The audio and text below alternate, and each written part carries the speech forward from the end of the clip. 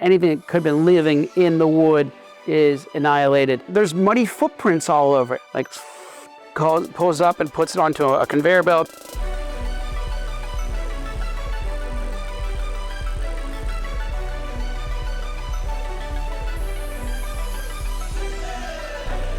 Today's podcast is brought to us by the Braven Bar. It's like a nutritious energy bar on the go. It's really chewy. So if you got like fake teeth or something, this is not the product for you, but it's like a giant starburst with energy. So we got Braven sponsoring the podcast today. We were talking about something really unique in business, in our business. It's the pallet. A lot of people call them skids or a pallet. They can be plastic. They can be made out of wood, multiple types of wood. It could be a heat-treated pallet. You know, some countries have different requirements on what they can allow and don't allow, when it comes to these pallets. A pallet basically is what you load things on. You've seen them. It's usually they're in the back of like a supermarket by the dumpsters and they're stacked up, right? Some of them are broken. You're like, oh, what is that? And you don't really think about it, but those pallets are how inventory moves. People stack up the pallets. There's a lot of math that goes in the pallet. How do you maximize the stack of the pallet, the tie high, the case weight? The last thing you want is have something too heavy and then you stack it too high and it crushes everything below it. So there is a little bit of an art to building your pallet. And it's not, you can't just throw something on there and then expect it to ship. You got to throw it on there mathematically. It's like playing Tetris. So you got to kind of build your pallets. And the Pallet Builder at Grovara is one of our proprietary tools that we have on our technology. Because what's interesting is like, if you're a brand and you got like multiple different flavors. Let's take Honey Stinger, for example. Honey Stinger's got like their gels. Honey Stinger's got their bars, right? They got their chews. They got their waffles, right? They got all these different products. And then let's say somebody orders one pallet mixed of chews, waffles, gels, and bars, right? Well, how are you going to stack it? You can't stack them like this because it's not going to look good. It's got to be congruent and balanced. So you got to really kind of build the pallet. And again, there is an art in building the pallet. Grovara's patent pending proprietary Pallet Builder on our system is done all the math. So as a brand, when you get an order in, the Pallet Builder can tell you how to mathematically stack your pallet to maximize your shipment. The last thing you want as a buyer is to place an order and then the order comes and you could add 2 more layers on that pallet, right, of stuff, and then you would have decreased the cost of shipping. And you want the brand to tell you, maybe you should have added more to this order so that you can maximize your pallet. And a lot of these brands don't have that sophistication to tell them that. And there's a lot of emails and communication back and forth. Not anymore. Our platform technology at Grovara.com has a Pallet Builder that is a smart system that allows brands to really maximize their pallets and buyers to, as they're placing their order, build their pallets so they can not waste everyone's time going back and forth trying to figure out what will and will not make sense for an order. That's some, little philosophy here on what happens with the pallet, why you got your pallet. But in short, the pallet really empowers the entire trade. Now, what's interesting is there's multiple size containers. You got a 40-foot container, right? A 40-foot container on average has 20 pallets, right? A 20-foot container, 10 pallets. Makes sense, kind of common sense, right? 20 pallets, 10 pallets. And that's if you're not double stacking, right? You can double stack your pallets, right? So you can basically, if you got potato chips, for example, they don't weigh much. So you can do a layer on the bottom and then a layer on top. You might even be getting between 35 and 40 pallets on a potato chip 40-foot container. It just depends on how you're stacking your pallets and what you're ordering. You can't, again, have something too heavy because you stack something on top, it crushes down to the product below it. Pallets, again, can be heat treated, meaning that some countries like Australia has strong regulations on what can and can't come into their country. And they try and patrol mites and diseases and viruses and bacteria and all the things that come in shipping and logistics and global trade. And so one of the things to do is they require that all wood pallets that come into their country need to be heat treated, which means that anything that could have been living in the wood is annihilated. So when they build the pallets, they can get something in and know it's safe. Plastic pallets are another option. You know, obviously, you can't just lift up a pallet. You need what do you need? That's right, David, a forklift. You got a forklift in there, picks up the pallets. So you got to make sure that that is, the pallet is built so that a forklift can pick it up. Now, what's also interesting in shipping and logistics is you have something called floor loading. Floor loading means like if we get rid of the pallets, we can add more inventory, right? So sometimes you'll see like a container that's floor loaded, which means that they just take it and they stack the boxes up without pallets, right? That's a floor loaded container. It's good because it cuts down the cost of shipping because you can add more inventory into a container.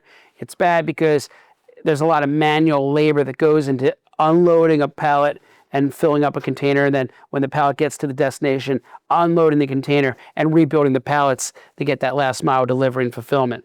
Make sense? Follow me here? So pallets, though, are like really interesting because, first off, where do you even get pallets? You know, some companies, some factories actually build their own pallets. They'll build them in-house.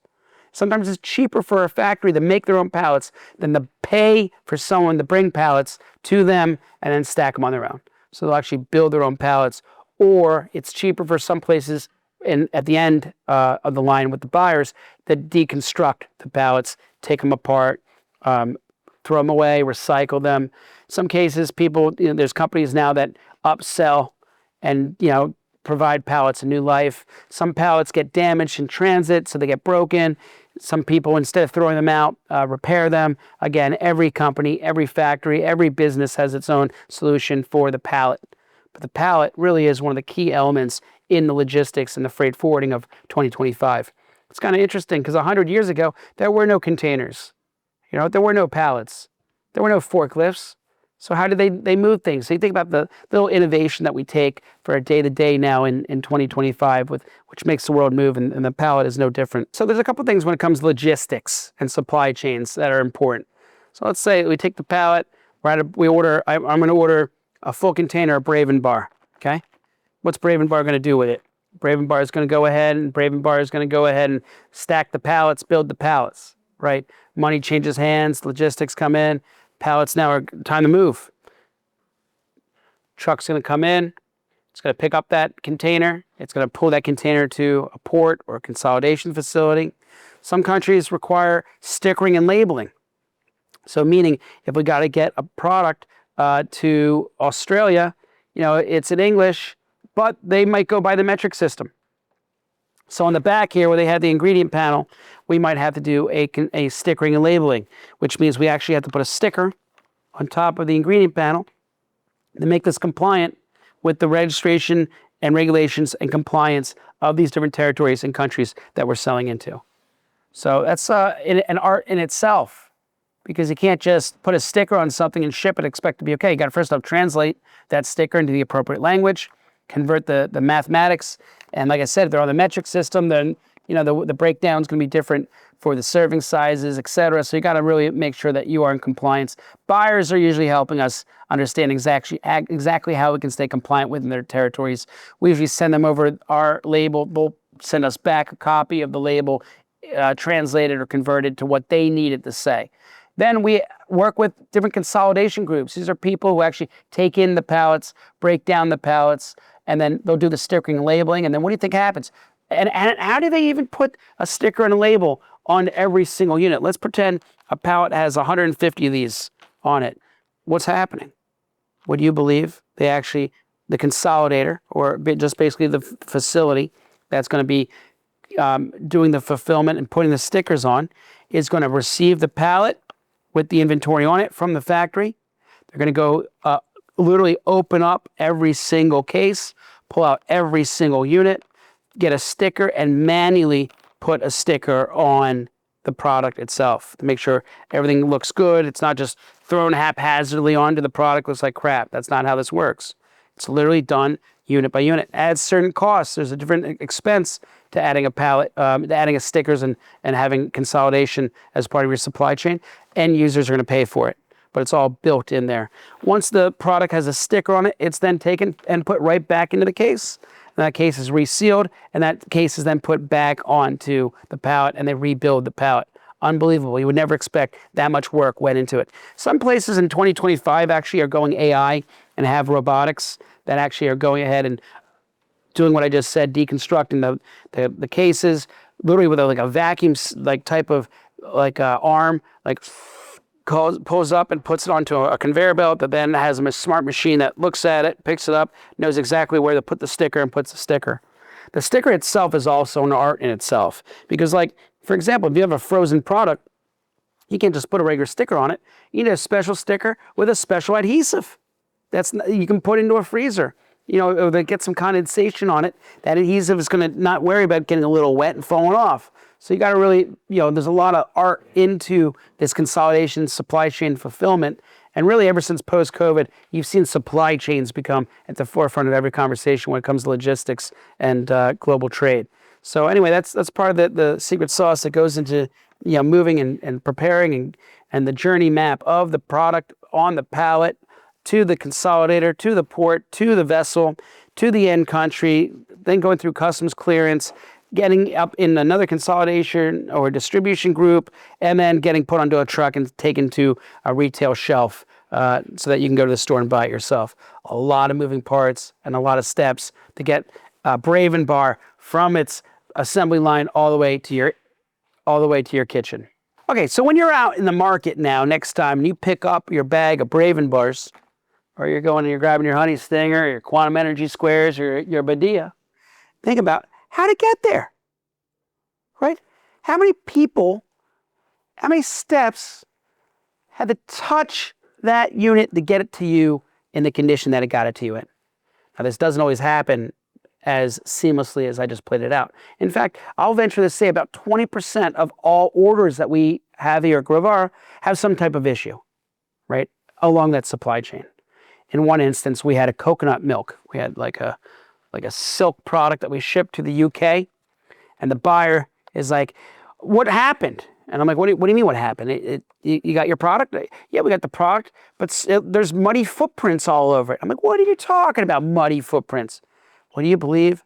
Somebody had opened up the container somewhere between when it left the US and was heading to the UK. Someone had opened up the container and walked on top of all the inventory.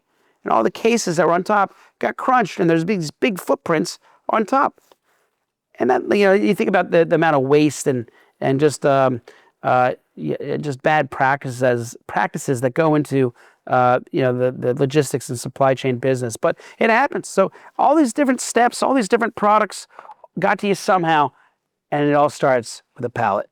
If you enjoyed this podcast, check us out on YouTube, LinkedIn, or subscribe on Spotify or Apple. Like, comment, subscribe, and always go global here at Grovara.